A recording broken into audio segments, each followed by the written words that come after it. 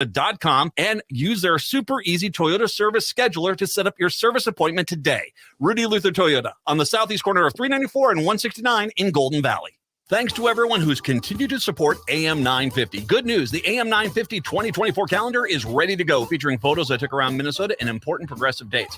Members that sign up with a one-time $25 membership will receive a 2024 AM 950 calendar as a thank you. Make a one-time $50 or $100 donation. You'll get the AM 950 calendar and the brand new AM 950 tote bag as a thank you. Go to am950radio.com for all the details on the membership. That's am950radio.com. Thank you so much for supporting AM 950, the progressive voice of Minnesota. With 2024 here, reserve space for your gathering, either for family, friends, work, or belated holiday get-together at the Park Tavern. The Park Tavern offers private and semi-private party spaces like their party room, the atrium, the 11th frame, and their bowling lanes, and they can accommodate any size party, large or small. They have bowling, food, and beverage packages for any budget, and they're ready to help you every step of the way, making your job fun and easy. For more information or to schedule your event, call 952-929-6810 or go to parktavern.net. Getting the party started is easy with help from the Park Tavern.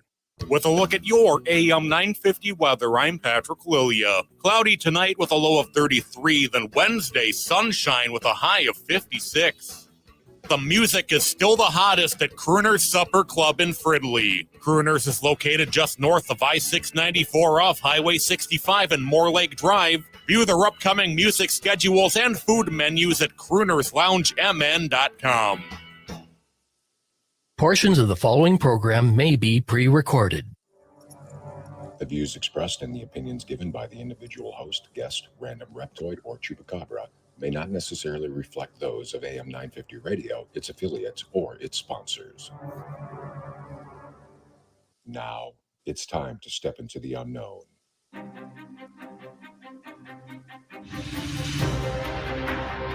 There are things people experience but never talk about. A shadow moving in the corner, flickering of the lights, a disembodied voice. We invite you to talk with us. Share your story, share your experience, because this isn't just your story. This is our story. This is GhostBox Radio with Greg Bakun. And this is GhostBox Radio on AM 950, where every night we talk about the paranormal, ufology, Bigfoot, and so much more. My name is Greg Bakun. Thank you very much for joining me tonight. I hope that everyone's enjoying the mild winter weather that we've been having here in the Twin Cities. If you are listening from outside the Twin Cities, I do see some areas.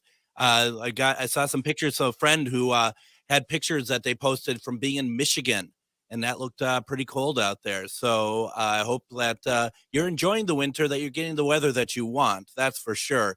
I got a lot of feedback yesterday about the episode about the aliens and that we did last night.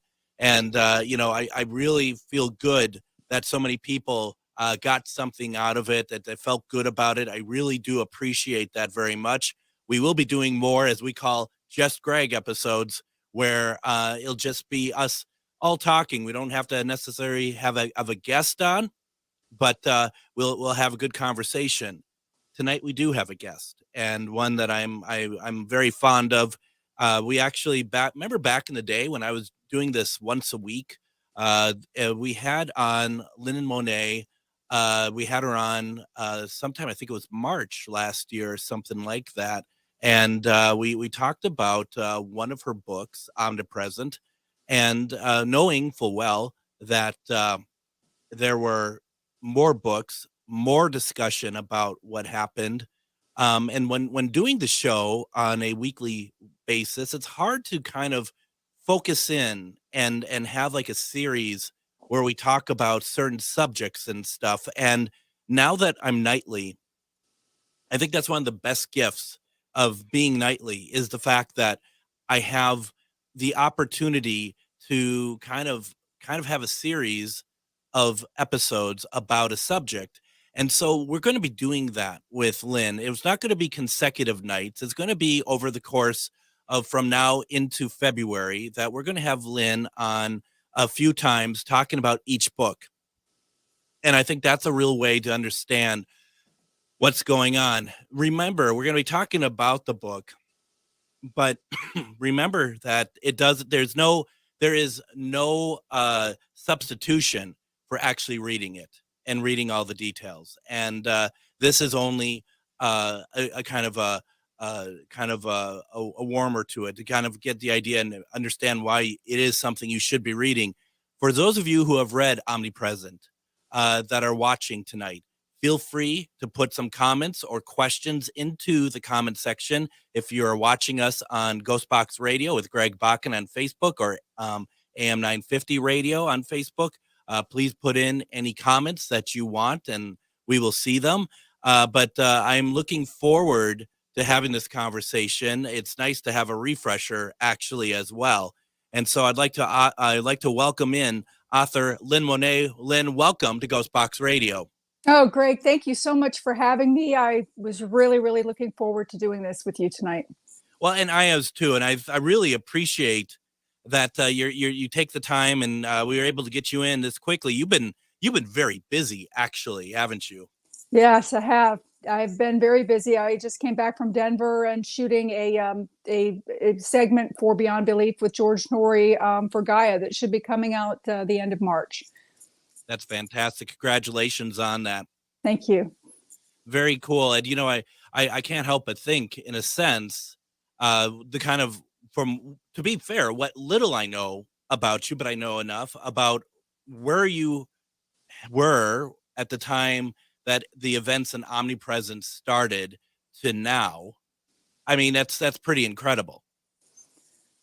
I have learned so much since that occurred, and I've met so many wonderful people that have all added pieces to the puzzle to help me make sense of some of the things. And I've been able to, advance with my gifts and things like that as well. So I'm actually kind of grateful that I did have the experience, because I've been able to help a lot of other people.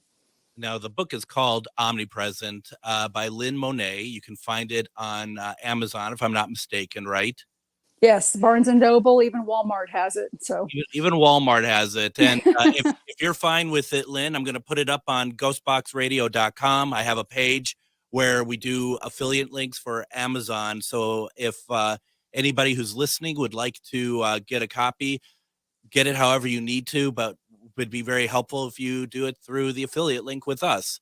Now, the book itself, what led you to write this book, this first one? Well, I've always had the gift of second sight ever since I was a little girl. I've been able to see ghosts and things like that.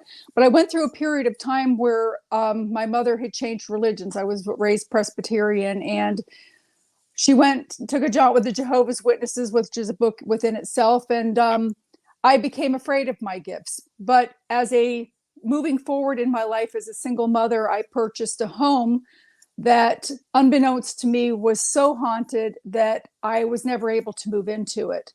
And because of the experiences that I went through with the book, and the lack of real help that's out there that's willing to even come forward, and how you can be taken advantage of seeking help, it made me write the book, hopefully to help people. What does omnipresent mean? Omnipresent means always there. So it can be taken a dark way or a light way. Usually omnipresent is used when you're referencing God or something, a higher being, more light. But it's in this case, it's always lurking. So there's always dark around us and always light around us. And what you choose to do with that is up to you. That's really interesting. I mean, that is the case. And in the book, I mean, there's a fair amount of darkness. Yes, there definitely is a lot of darkness. Well, in that story. And I'm sorry, I'm trying to be, I'm trying not to be sensational about it, because I mean, that's what we expect from, the shows and stuff, the darkness, but that is what happened in this situation. Yes, everything that is in this in the book is true. It happened. Nothing is fabricated. I wrote it in such a way that if they wanted me to sit on a lie detector test, that I would gladly take one and I would pass it with flying colors.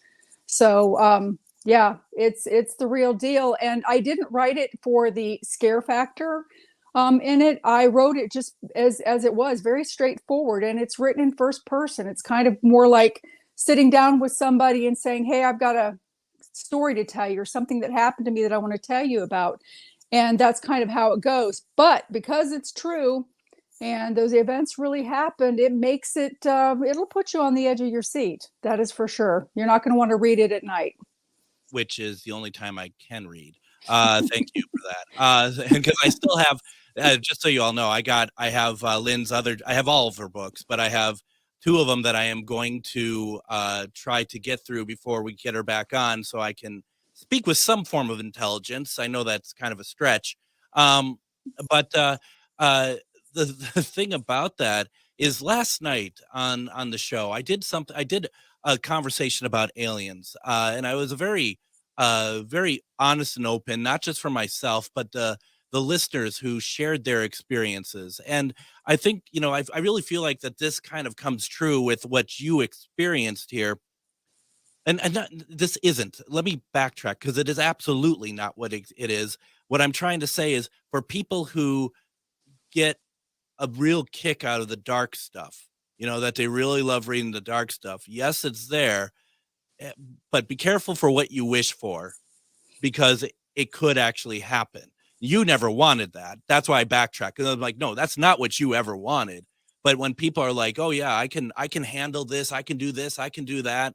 And the fact of the matter is, if you are really faced with darkness, and I don't think a lot of the people who are like, paranormal warriors, wannabes that go into these locations, if you really ran into darkness, that's a totally different type of strength that I think you have to really dig deep in some ways to pull out.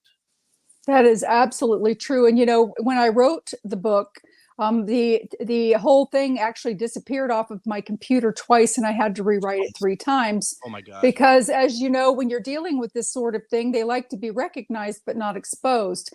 And I also, after having 4 friends of mine read the book in preview, lights were turning on and off in their house. Their kids' toys were turning themselves off in the other room. They had flashlights flashing in another room. So I took the book and had every page blessed. And that's why there's a cross at the bottom, and not because of Christianity. I needed to have some symbol placed at the bottom that represented something of the light, not the dark, in order to hold it. And that seemed to help, because I didn't want to bring this kind of negativity into other people's home and have events start occurring. I wanted them to have the information so that they were informed and empowered, but I didn't want to bring the darkness with it, because that can happen. In our chat, Julianne asked the very same question that you just answered. So, Julianne, you absolutely did see Lynn on another podcast. And, that is a real concern that I do think, and I've always said to people who read this stuff, I don't think there's a problem with reading it. And it's good to be educated, but you kind of have to prepare yourself. You have to kind of, you have to kind of put some protection on you when you read anything to do with dark matter, because to your point, you're doing everything you can, more than any other author that I think I've ever heard do, to go to such extent for protecting the readers. But as a reader, you kind of need to kind of finish it on your end as well. That's true. And I also have the book open and close with a prayer of whatever prayer you choose. I put the Lord's Prayer in there, but you don't have to choose that one. But I think that any time that you open it and close it, that you should say that, so that you're putting that boundary, and you're having it stay in its place. So I did that also as a protective measure. And I noticed the cross in the book, and I now that you mentioned what it was for, it's kind of eerie. But I appreciate it as well. It is something that you have to be careful of. And I do think, this is a really good, and I think when we get into the second segment, we'll get into really the meat of the book. But what I really am liking out of this conversation is the reminder that this material is out there for us to reference, learn from, read. But we have to be careful, and we have to watch over each other, even reading this stuff. And for anyone who's coming into it, be like, it doesn't matter. I'll just read it. I'm not afraid of it. Good luck. I totally agree with that.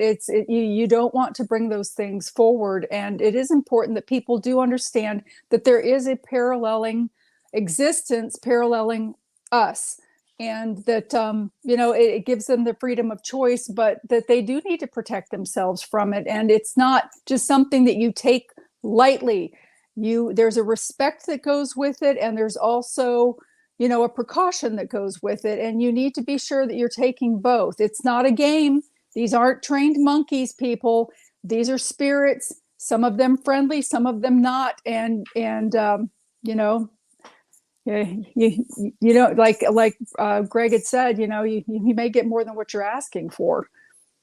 Now that you have experienced this, do you feel, in a sense, and I don't want to be too grandiose with this statement, but I think you'll kind of get where I'm getting at here.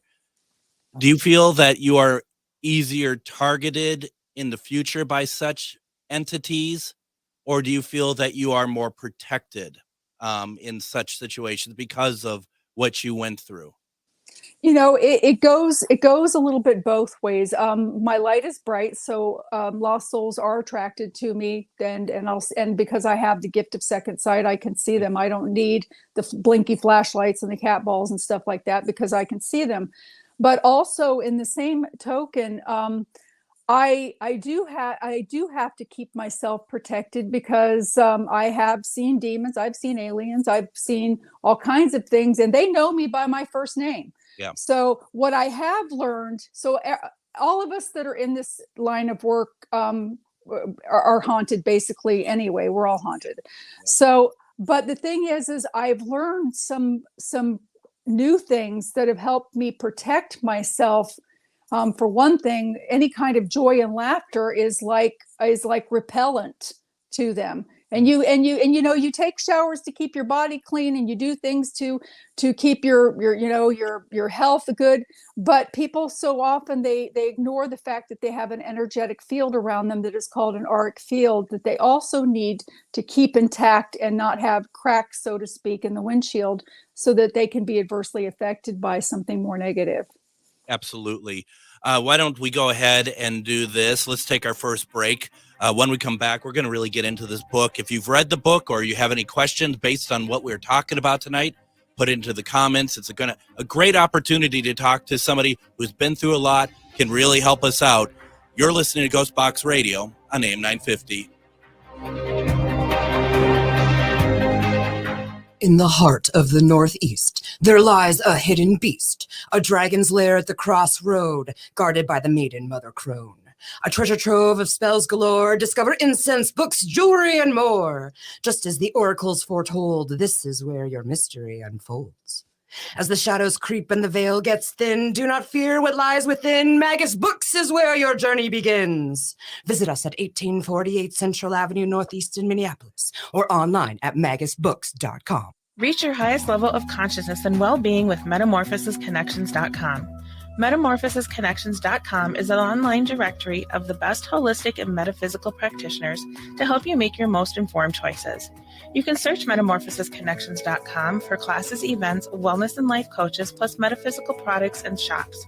You can also search for a wide array of healers from all modalities, including EFT, sound healing, energy healing, light therapy, ancestral healing, shamanic healing, reflexology, past life regressions, hypnotherapy, yoga, and more. And if you're not sure where to start, the search feature on metamorphosisconnections.com is tailored to help both those who know what they are looking for and those who are just starting. Come explore the possibilities for your higher self by visiting metamorphosisconnections.com. Their experienced practitioners can guide both beginners and those that are already on their spiritual journey. That's metamorphosisconnection.com, your link to direct you on your spiritual transformation. Hello, I'm Jody, also known as Witch Jody on social media. I opened Midwest Witchery and Healing in historic Stillwater because as a nurse, I love to help others. When you come and visit Midwest Witchery and Healing, you will find everything from divination and magical services, classes to ritual tools, jewelries, handcrafted candles, witchy gear, and much more. My store is a safe environment for all on their own unique path. Look for the purple door. Find out more at MidwestWitcheryHealing.com. The AM 950 2024 calendar is still available, and it's not too late to get yours, featuring photos I took around Minnesota and important progressive dates. Members that sign up for a one-time $25 membership will receive a 2024 AM 950 calendar as a thank you gift. Make a one-time $50 or $100 donation. You'll get the AM 950 calendar and a brand new AM 950 tote bag as a thank you. Go to am950radio.com for the details on the membership. That's am950radio.com. Thanks to everyone who's already received their calendar, and thank you so much for supporting AM 950, the progressive voice of Minnesota. And welcome back to GhostBox Radio on AM 950. My name is Greg Bakun. Thank you very much for joining me. Tonight we have author Lynn Monet on the program. We are talking about her first book, Omnipresent, and we're going to get into a little bit more details about the book and the traumatic experience that not only you, Lynn, had, but your family as well. Yes, and friends too. So there were a lot of workers, all kinds of people that had experiences there. It's amazing how your friends do get affected by these situations. You know, sometimes I think people forget about that part of it, but it's very prevalent. Before moving on, Julianne says it could be regarding the power of what the book can have. Julianne says it could be equivalent to having a haunted item that has energy, and words in a book are energy. You know, the funny thing is, when I say funny, I don't mean funny at all, actually, that you think about what is it that people use in exorcisms? They use verses, they use words. Why doesn't it work both ways? Of course it does. So something that people should, kind of think about and protect themselves while doing this. But it's worse having to live through it. And so can you walk us through a little bit about the events in the first book, please? Yes. I, as a single mother, I'd been looking for about a year for a house, and this house came up on the market, and the realtor called me and she said, this house is not even on the MLS yet. My colleague just came back from taking pictures, and it is in your price range, and it is too good, almost too good to be true. And of course that should have resonated with me, because it was. Yeah. It was a 2,400 square foot, 2-story house on a Florida flat, half-acre lot, which is good luck finding that in North Carolina. And it was a beautiful, beautiful home. And we went to go there, and things pretty much started happening right away. However, because I had been conditioned from age 10 until 16 with being told that my gifts were demonic and that I was possessed. I mean, if I was continuing to still see things, but I would run out of a room just as fast as anybody else, or I would ignore them. So I was ignoring the things that were occurring in the house when we went in there at first. But there was consistent problems with the lock on the double entry doors, and with the keys not coming out, or it wouldn't turn. And I had gone ahead of my realtor, who was struggling to get the key out, and out of my peripheral vision, I saw a young man hanging in the stairwell. This was a split level house where you would enter in a foyer, and then it had ascending and descending stairs. And he was hanging in there. And I remember seeing him as clear as day. And I turned to look directly at him. And of course, then nothing was there. And I thought to myself, oh my God, why would I be thinking of something so awful? The neighbor next door verified that the young man of the people that originally moved into the house, that built the house in the 1970s, and people, it's not about the age of the house, it's about the age of the ground that it's built on. A brand new house can be haunted if it's built in the wrong place. And it was verified by the next door neighbor, who was the very first house on the street 20 years earlier, that the people that built the house next door to him had a son that did in fact commit suicide and hung himself in the stairwell of that house. So that was validated. And I only ended up, as I said, I never moved in.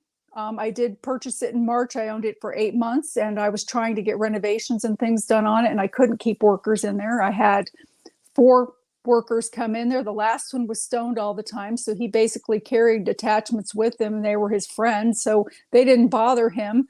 But the first 3, I ended up with the third one. It was a friend of mine's cousin, who I got to find out what had happened to him while he was in there, which was interesting. But everything kind of started as we spent the first, well, no, actually back up a little bit. When we went over there the first day after I received the keys, I was standing in the kitchen preparing dinner, and my daughter comes into the doorway and she says, Mom, what did you want? And I said, well, I didn't call you. And she said, yes, you did. She said, you called me twice and I said that I was coming, and you called me, the second time. And I said, no, I swear I didn't call you. And she said, I swear you did. And of course, my son comes in and he's peering in under her arm and he says, Mommy, I heard you call her too. So these things immediately started mimicking our voices. They knew who the mother was. They knew what our names were, and everything kind of started up pretty fast, but I was in denial. I'm like, oh, well, Brittany's a common name. Maybe it's somebody outside calling her kid home for dinner, and we'll meet the other Brittany and you'll make good friends. So I kept trying to make it okay. I mean, you kind of have to, right, with kids and stuff, and let alone the fact is that you've put everything into this house now. Yeah, I've signed on the dotted line. It's not like you can go back and say, gee, I don't want this anymore. I found out that it's haunted, so you need to undo the mortgage and give me my money back. Yeah, I mean, you're stuck. I had signed on the dotted line. However, fortunately, I had a place that I was living in, and because I purchased the house in March, I didn't plan on moving in with my kids until the summer, so that I could have the house renovated. They could finish out their last 8 weeks of school in their own schools with their friends, and then they'd start fresh at the very beginning of the year with new kids, and even with maybe kids that they've met in the neighborhood, so they're not, being dropped in the middle of the year. And during that time, we spent 2 nights there. And the first night that we spent there, my daughter had a friend do a sleepover, and 2:00 in the morning, that girl was ready to go home. She had gone into the kitchen to get some Oreos, and something spooked her bad enough that she wouldn't even go to the bathroom without having my daughter along. And I mean, how many 13-year-olds do you know in the middle of a sleepover want to get up at 2:00 in the morning and go home? They want to stay up all night giggling. And that was the very, very first night that we spent there. And she had actually seen something in the kitchen that did bother her. But the second night was where things really started to amp up. Because the first night wasn't enough. The second night is when it really started. Okay.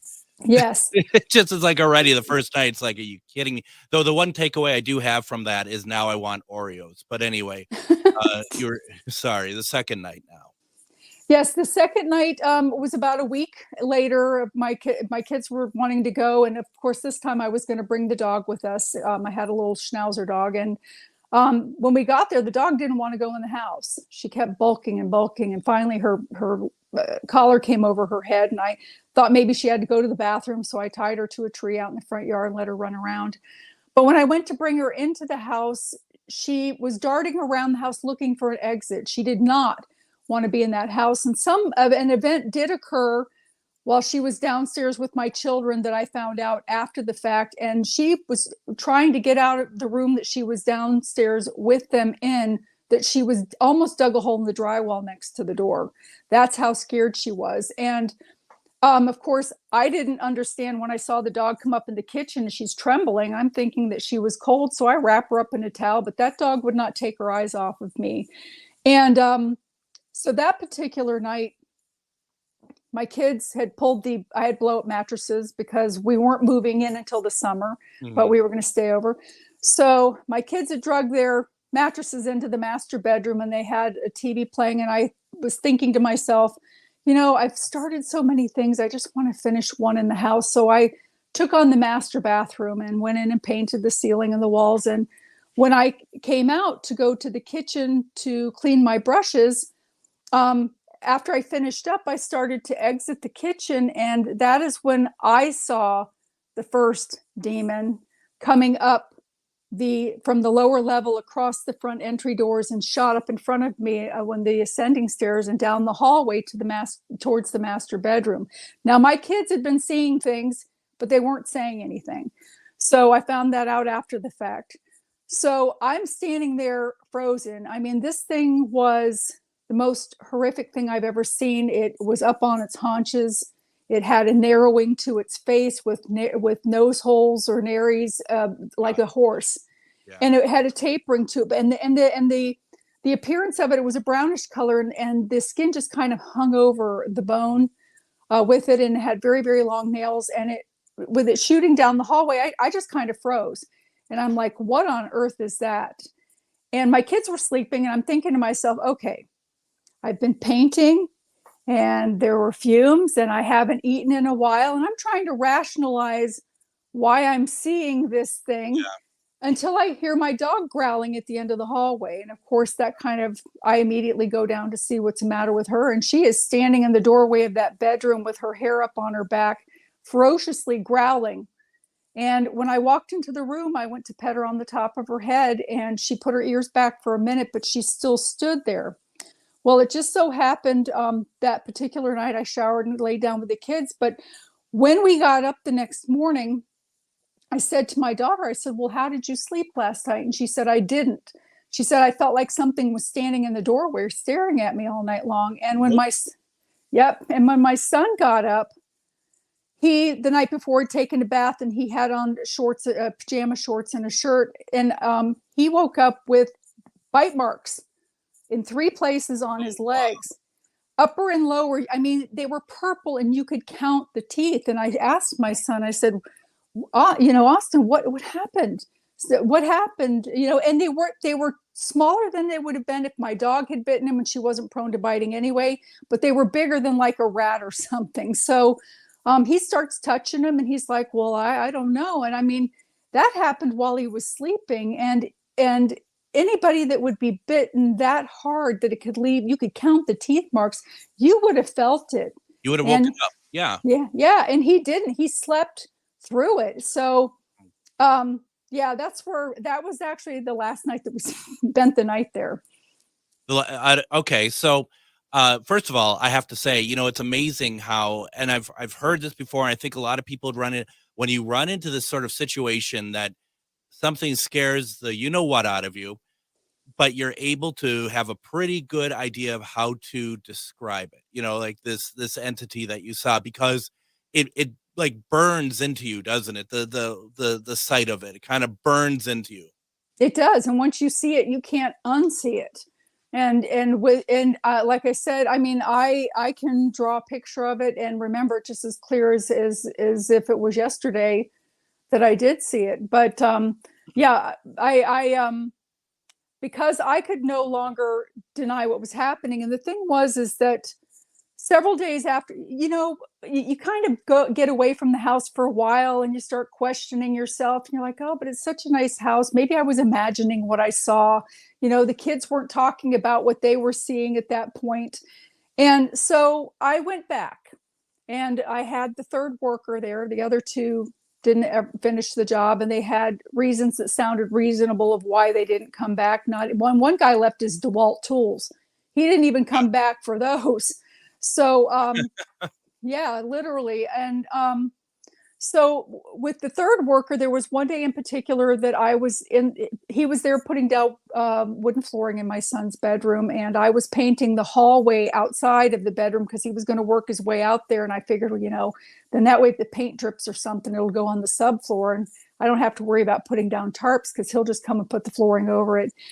And as I'm standing there, I turn to the stairs. I'm looking at the stairs, and there's this young man coming up the stairs, and he had brown hair. He had on jeans and a white Oxford shirt, and he had a ruddy complexion, and he had the loafers on like the 1980s. And I thought to myself that he was some disoriented person that I hadn't heard them knock. So I said to him, I said, did you knock?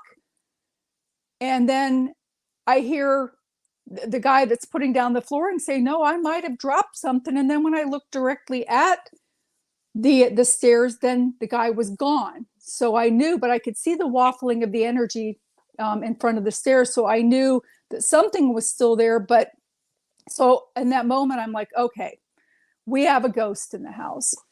So that particular day, I left to go and get my kids at school, and I'm sitting in the car line in my van, and I get this call from the guy that's putting in the wooden flooring, and he says, I have to leave right now. There's something weird about this house that I've never experienced. And the line dropped.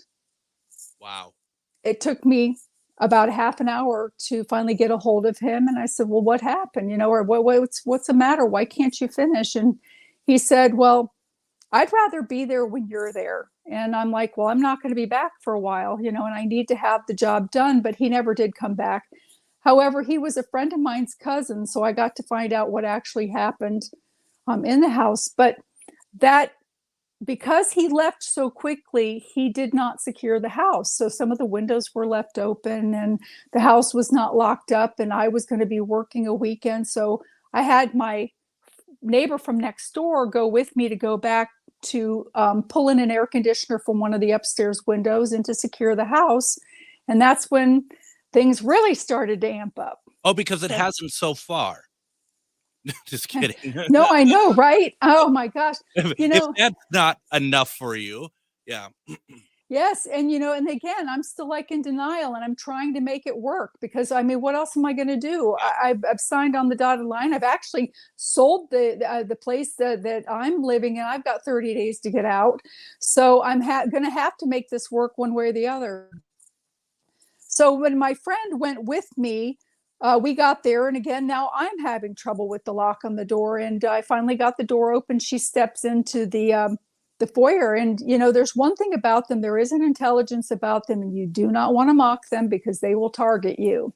Yes. So she stood there and she said, "You're not going to leave me here and let the boogeyman get me, are you? Ha ha ha." Well, they targeted her. Yep. And we ended up securing the house, but we stopped into the kitchen, and I was proud. I wanted to kind of show it off to her a little bit, and she hadn't been there before. And she's standing in the kitchen, and she's holding a wooden carved Morgan horse heads in each hand that I had purchased for my daughter's bedroom because she wanted a wild horse theme to drape her valances over. And all of a sudden, I hear this buzzing, energetic sound that sounded kind of like a didgeridoo. It was wah wah, that buzzing sound. And when I turned, I could see this ectoplasmic wall from ceiling to floor moving in on us. And I didn't say anything because I thought I was the only person hearing it. And all of a sudden, my friend Ellen says, "What's that noise?" And I said, "Oh, can you hear that?" She said, "Yes." And I said, do you remember on the way here, I told you that I suspected that there was a ghost in the house, and you said you were okay with coming in with me? And she said, "Yeah." And then she started screaming. She dropped the horse heads down on the counter, and she said, "What is it? What is it? A spider bite?" She says, "It burns, it burns." And when I lifted up the back of her shirt, she had a 4.5-inch claw mark diagonal between her shoulder blades and underneath her bra strap.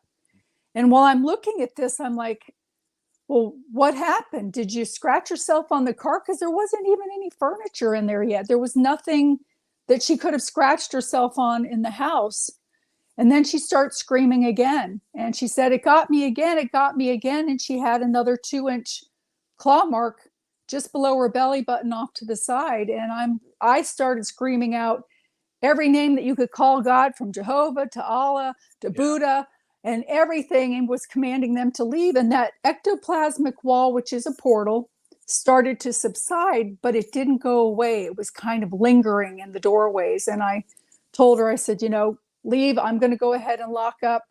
And at that point, I wasn't going to mess with that deadbolt and get my key stuck in there again. So I just did the hand lock knob and closed it, because I figured if anybody else wanted to come in this house or break in, this house can handle itself. I am out of here. Right. Oh my God. Why don't we take our next break? For those of you who want to maybe shower in some holy water after listening to that, and we can pick up where Lynn left off. What a fascinating conversation tonight. If you have questions, put them in the comments. You're listening to GhostBox Radio, and we'll be right back. If you own a holistic or metaphysical business and are looking to expand, then you need to be listed on metamorphosisconnections.com. It's a network where you can grow with like-minded practitioners and reach new clients. Metamorphosisconnections.com is an online directory you need to list yourself and your business. Our platform makes it easy for you to create listings of your products and services, and you can also choose to list your classes, events, and so much more. Metamorphosisconnections.com helps you create weekly and monthly promotional ads targeted towards your potential clients and promotes them for you via social media and newsletter. There are clients searching for your specialty right now. Let us help them find you. Start your listing today so you can share your own unique gifts and talents by finding the level of membership that best fits your needs. Let us help you reach your clients that are searching for what you do. Visit metamorphosisconnections.com and sign up today. Feeling like people just don't get the vibrant rainbow unicorn that is your celestial essence? Have you been wondering how you stepped into this infernal, mundane timeline full of muggles, NPCs, and toilet paper shortages? Here at Magus Books and Herbs, we get you, and are staffed with real-life unicorns just waiting to help you rediscover your shine. So come explore your magical side with books, herbs, incense classes, and more at 1848 Central Avenue Northeast in Minneapolis or online at magusbooks.com. Hello, I'm Jody, also known as Witch Jody on social media. I open Midwest Witchery and Healing in historic Stillwater because as a nurse, I love to help others. When you come and visit Midwest Witchery and Healing, you will find everything from divination and magical services, classes to ritual tools, jewelries, handcrafted candles, witchy gear, and much more. My store is a safe environment for all on their own unique path. Look for the purple door. Find out more at MidwestWitcheryHealing.com. With a look at your AM 950 weather, I'm Patrick Lilia. Cloudy tonight with a low of 33, then Wednesday, sunshine with a high of 56. The music is still the hottest at Crooner's Supper Club in Fridley. Crooner's is located just north of I-694 off Highway 65 and Moore Lake Drive. View their upcoming music schedules and food menus at croonersloungemn.com. AM 950 KTNF St. Louis Park, Minneapolis, St. Paul. A high near 56. My gosh, I should be wearing shorts tomorrow. Who am I kidding? I'm wearing shorts right now, and it's 35 degrees out. Welcome back to GhostBox Radio. Join me tomorrow on GhostBox Radio with Greg Bakun. We're going to be talking about an area of Minneapolis that I absolutely adore. In fact, it's where I kind of did all my practicing of using Spirit Box and doing my own paranormal journey. We're talking about St. Anthony, Maine tomorrow.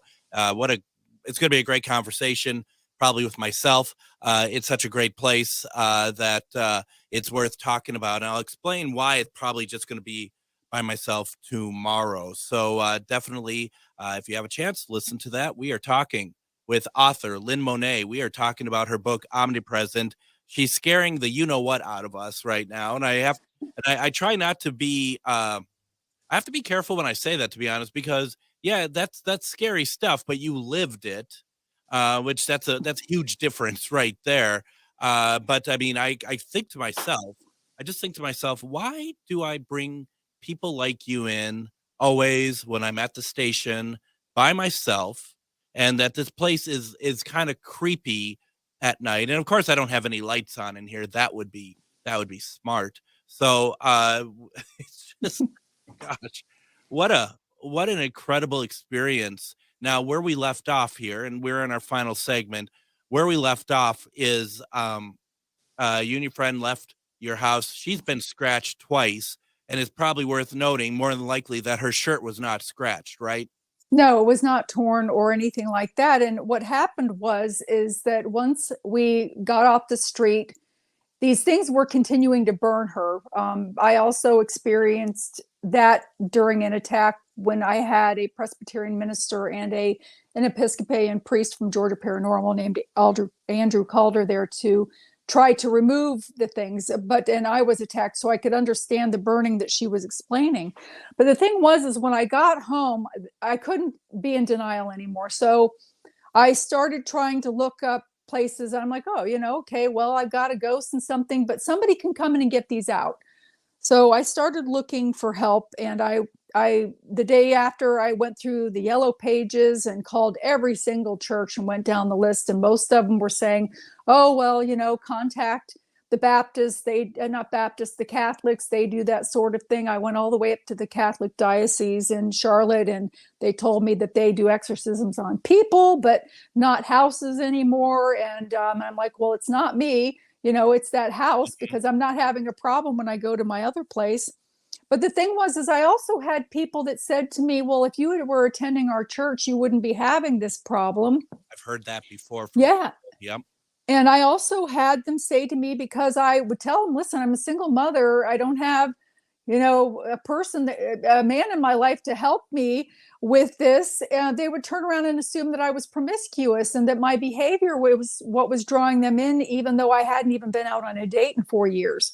Yeah. So they were placing judgment on me. And I understood that, even though their slogan is, what would Jesus do? Jesus would have helped me. But I also know that they didn't understand or have the skills to help me anyway. Yeah. Yeah. So I ended up having Georgia Paranormal come in, and my daughter overheard me talking to Andrew Calder on the phone. And so she came in and she said, when I got off the phone, she said, Mommy, she said, I've seen those things too. And I'm like, I was kind of playing dumb, like the birds and the bees. You don't want to tell them too much. You kind of want to figure out which way they're going.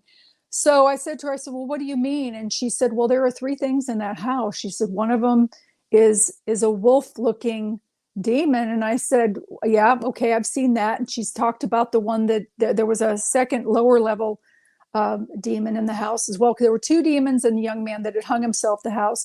And these are real demons. These, people will call you all the time, but if they've got a lost soul in their house, oh, it's a demon. And 99% of the time it's not. It's a poltergeist or a lost soul.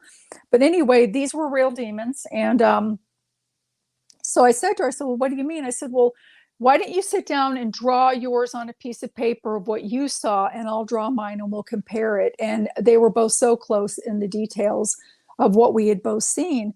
So I know that we're in the last segment, but I would like to add, with the third worker, I was able to find out what happened to him, and so many more things happened in this book, of different things that I'm not even mentioning here. So I saw my coworker and I said, Bobby left, he never came back. I said, would you ask him what happened? I think it's something paranormal related. And she said, okay. So he ended up going to her house for the 4th of July, and he was drinking a few beers, so he's feeling a little talkative. And so she asked him, she said, well, what happened at Lynn's house that you never went back? And he said, I am so sorry. He said, Lynn's such a nice lady, but that house is words that I can't say on the radio, but it starts with an F and it said up.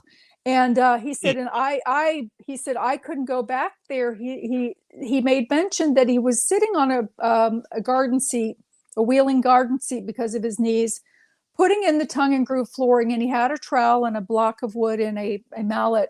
And he said that he had just gotten through putting one of the pieces of flooring in, and he went to reach for his tools and he didn't feel them there. So he thought he'd run over them, and he was moving, looking for them. And then he looked over 6 feet from where he was in front of the door, and they were lined up paralleling each other right in front of the door. And it was spooked him. He's like, well, Lynn must have come back and she's playing a joke on me. She snuck in here and she moved my tools.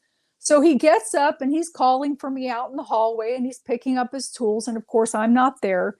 And he's kind of, trying to rationalize what happened, and it spooked him. So he turned on his transistor radio and he turned on the light, and he sits back down and goes to put in another piece of tongue and groove flooring. And all of a sudden the light shuts itself off, and then the radio shuts itself off. And all of a sudden he hears the dragging of his tools. And as he's watching them, they're lining back up in front of the door where he had picked him up before. And he said he couldn't get out of the house fast enough. And so I got to find out with him what had happened and why the people weren't coming back after 2:00 in the afternoon. You think about it, he got off lucky. Yes, he did. I mean, that's wow. Oh my gosh. This here once again, folks, I'm just going to say it for those who are listening who think that this stuff is entertaining. It's real. It's 100% real. This stuff happens. And I've been doing this for a very long time, and I am very thankful nothing like that has ever happened to me. I don't, that you don't go looking for it. That's for sure. No, that is absolutely correct, because you know what? You may not be able to get rid of it. And no, you've got to consider that. It's very difficult to, And the name of the book is Omnipresent. For a couple of people are asking in the chat what it is. Omnipresent is available on Amazon and Barnes and Noble, and as you said, even Walmart if you go look for it. And my website, www.lynnmonet.com. So it's also there. Definitely go there and check it out. And it's interesting because, like you said, and you mentioned, and the church asked that it wasn't. It's the house. It wasn't anything with the people. That's right.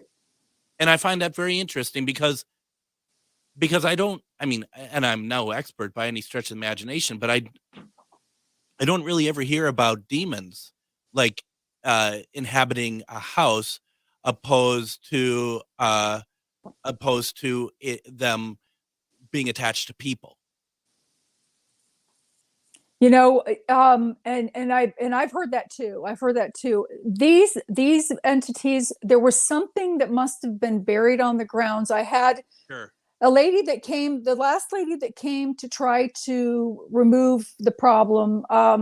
She had made mention that if my house had been built 3 feet over from where it was, it wouldn't have been haunted, because she was talking about ley lines and vortexes and how some of them travel, even the veils and things that aliens use and Bigfoot uses to disappear and come out of one portal into another, that my house where it was built had kind of broke into part of that. And because there was a fireplace that was built in this room that was in the underneath, the ground, it was just a little window that peeked out over the top.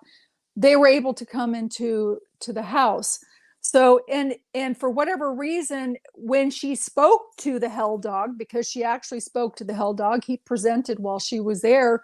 She asked, what his purpose was, and he was there to guard something on that land. So, as I had mentioned before, it's not about the house, the age of the house. It's about the age of the ground that it's built on. And I've got orbs flying through my house right now, by the way. I can see it. Also I heard stuff on the other end. Yes, they're popping into the walls. Those are the orbs. Yeah. Like I said, they like to be acknowledged, but not exposed. Yeah. So anyway, I've got go ahead. I lost my train of thought. I'm sorry. No. And it's the one thing that I love about this show is there's so many times that activity like this has happened during interviews. And this is another example, folks. We're talking about it. So stuff drums up. Let's see here. Lynette asked the question, did you just have to move then? Was there no resolving this? I never moved in. Yeah, I never moved in. I stayed. All of my new furniture and stuff that I had set up in the new house for my kids, their new bedroom suites, we moved back into the place that we were living, and I canceled the sale of that, and I gave the people their deposit back, and we ended up staying there. I did end up selling the house, and just so that everybody knows, I did try to tell the people that were purchasing it from me, because as we were coming out of the house, the woman complained to her husband, "Why did you push me?" And he's like, "Well, I didn't push you." And she's like, "Yes, you did." And he said, "No, I'm 3 steps back from you. I can't even reach you." And I knew what it was that pushed her, because that hell dog kind of, that was his main place that he was most of the time, was in that stairwell. He liked that stairwell. He would manipulate the locks on the door. He would growl at people when they would come to the door. And so I couldn't have done to me what the people, I understood why the people sold it to me and didn't say anything, but I couldn't do that. I in good conscience. So I said to them, I said, do you believe in ghosts? And they both immediately cut me off and said, "No, we're Baptist. We don't believe in those sorts of things. We don't entertain those sorts of things." And I'm like, okay. I mean, I would have told them the truth if they had asked me, but they didn't want to hear it. And they moved out 6 months later. I could imagine when you heard her say, "Why did you push me?" I bet your heart just sunk into your stomach. It did. It really, really did. And, I drove past there 6 months later, not wanting to, but there was a backup on the interstate and I had to take a shortcut, and it just so happened that it took me past that way. And when I passed the street, I noticed that there was a sign in the front yard, and my heart just sunk, because I had really hoped that maybe they had something that I didn't have that would protect them more than me, or maybe what I had done to get the things out of the house would have had a delayed, reaction, and then maybe it would work for them. I wanted it to be good for them. And when I went past and saw that there was a for sale by owner sign in the front of the yard, my heart just sank. But coming off of that street, it was a dead end. When I had to turn around and go back in front of that house, I was trying to be very quiet and inconspicuous, because I didn't want them to come out and invite me in. I had no intention of going. But my radio of my car turned on full blast when I got in front of that house. I couldn't turn it off. I couldn't change the channel on it. Nothing. It was blaring. And boy, I left skid marks getting off that street, going around that stop sign. I was going to say, I bet it wasn't going to let you just quietly go by. Nope. It wanted to let me know that it was aware that I was there, and to let me know that they were still there too. My God. What a story. Honestly, folks, once again, the book is called Omnipresent. Author is Lynn Monet. We're going to have Lynn back in a couple weeks. We're going to talk about book 2. We can still talk about this as well. The conversation keeps going. But folks, honestly, after listening tonight, say a prayer, close out, do whatever you need to do, cleanse yourself of this story, honestly, right? Yeah, sage yourself, take your salt bath. So, and I'm sending love and light to all of you, to surround you with some protection as well. So please take that as a nice warm hug and protection. And again, take it seriously. It's not a joke. Absolutely. Lynn, thank you very much.